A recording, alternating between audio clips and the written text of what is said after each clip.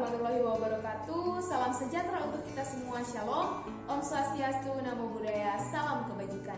Terima kasih untuk kesempatan yang diberikan. Kami dari kelompok 5 dan pada kesempatan kali ini kami akan membahas satu topik yang berjudul barang-barang milik negara dan kedudukan hukum para petugas publik dari mata kuliah Hukum Tata Pemerintahan Indonesia. Dan dosen pengampu yang pertama ada Miner DRS Johannes Edward Kaawan MSI, dan yang kedua ada Enci DR Saisilia Johanna Julieta Waha SHMH. Untuk kelompok kami memiliki dua subtema, yaitu pertama barang-barang milik negara, yang kedua kedudukan hukum pada petugas publik. Dan sebelum masuk dalam pembahasan, perkenalkan kami kelompok 5 ada 14 anggota, yaitu pertama Mary Christina Natalia, yang kedua Esther Manong, yang ketiga Christopher Jobert Tangkowit, yang keempat Friska Wawiling, kelima Krius Kando, keenam Kristila Marani, ketujuh Angel Keles, ke-8 Renaldi Momonto, ke-9 Santi Sriang Kamal, ke-10 Miracel Manoy, ke-11 Vira Rintang, 12 Firmita Kakalang, 13 Rodrigo Kodowati, 14 Arnold Ondo. A. Pengertian barang milik negara.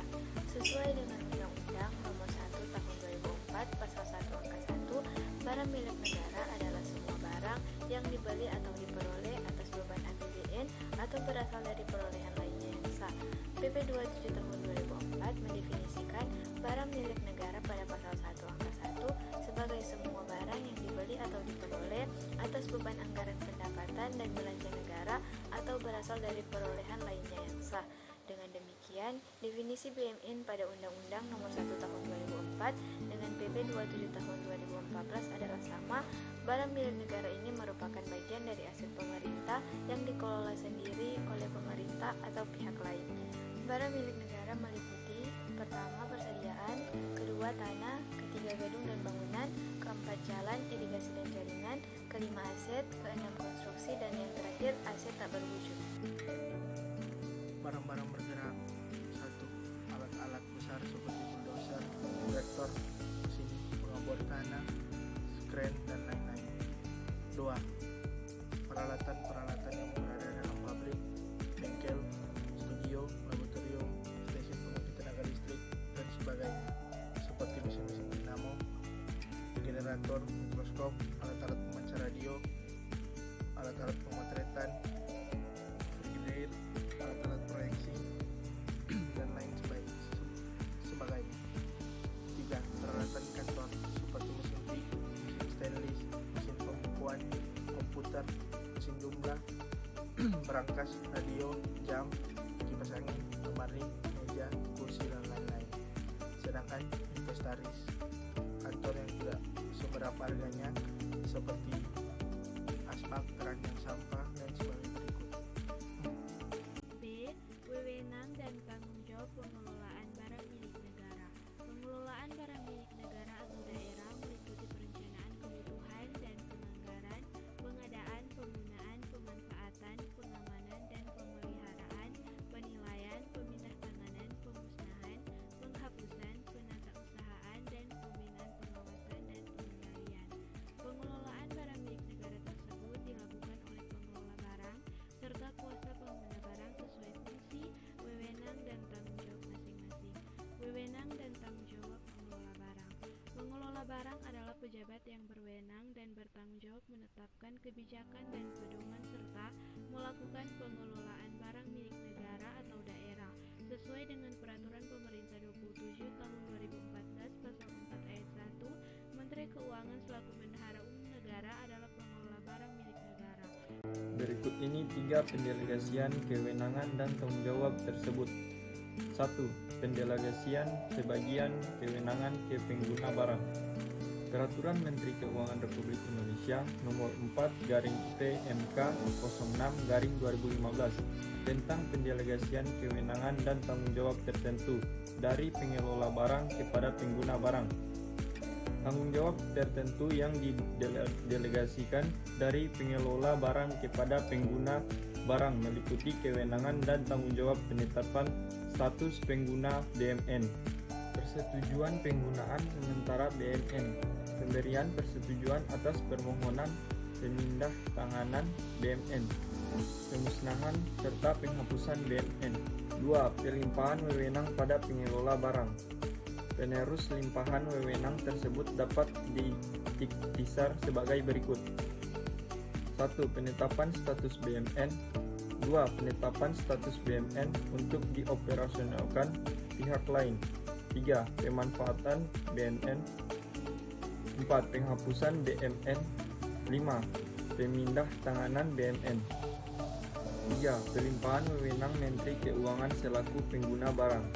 Menteri Keuangan telah mendelegasikan sebagian kewenangan Menteri Keuangan selaku pengguna barang milik kepada Sekretaris Jenderal dan Kepala Biro Perlengkapan.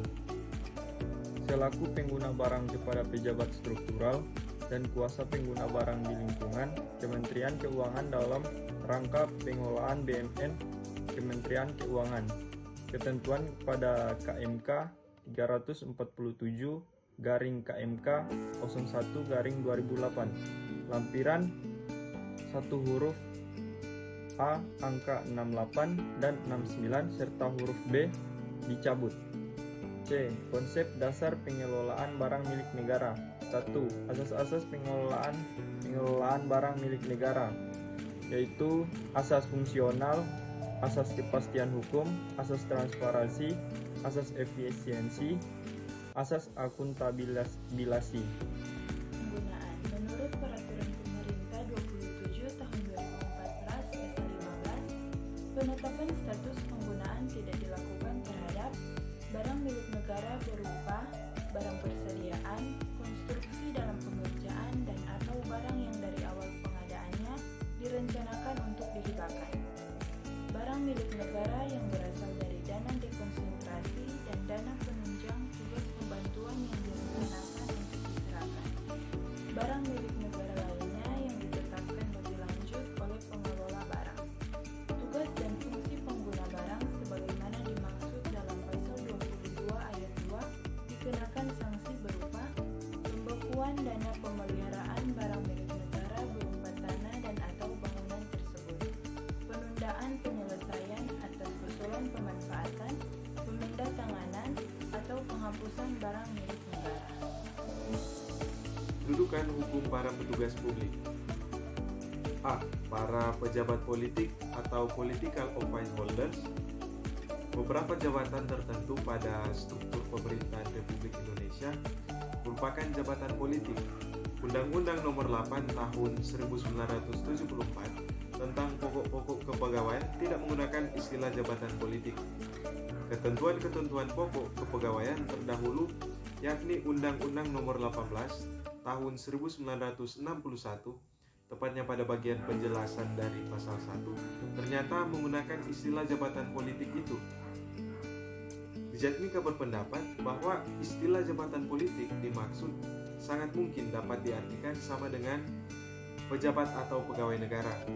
Pasal 11 Undang-Undang Nomor 8 Tahun 1974 menetapkan bahwa seorang pegawai negeri yang diangkat menjadi pejabat negara dibebaskan untuk sementara waktu dari jabatan organiknya selama menjadi pejabat negara tanpa kehilangan statusnya sebagai pegawai negeri.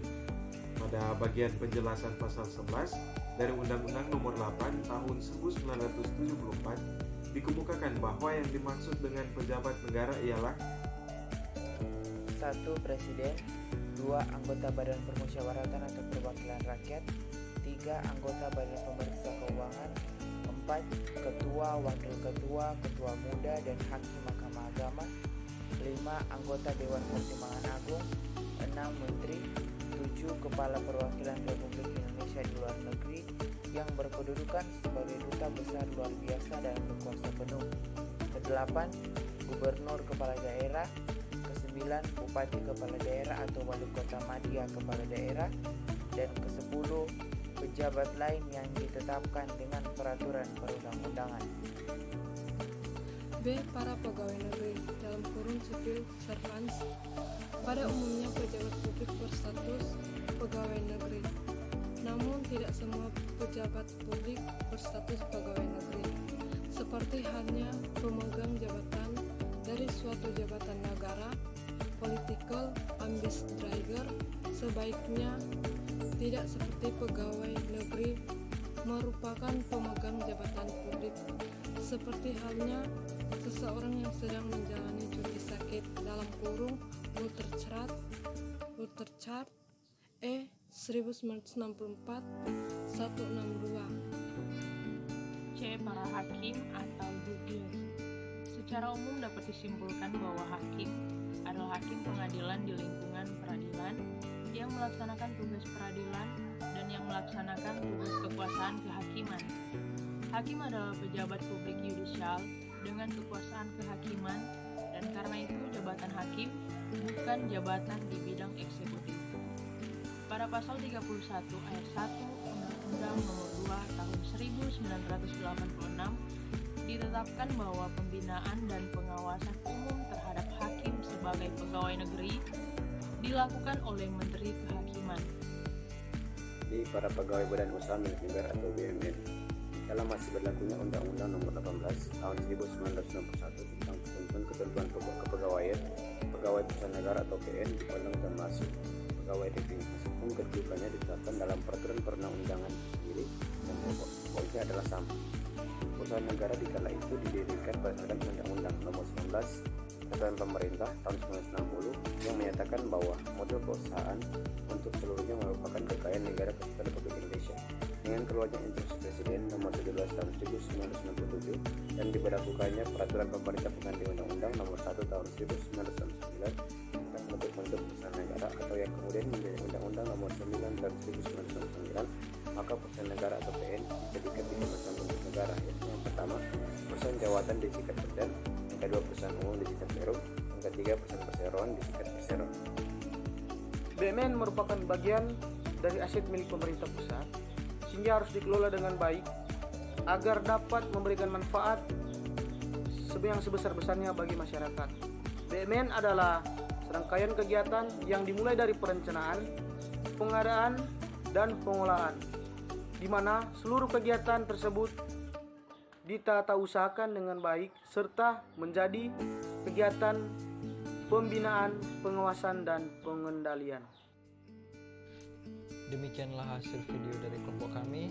Mohon maaf jika terjadi kesalahan dalam pengeditan video atau pembuatan video, dan semoga video kami dapat menjadi manfaat bagi seluruh teman-teman yang menonton video kami. Kami ucapkan terima kasih.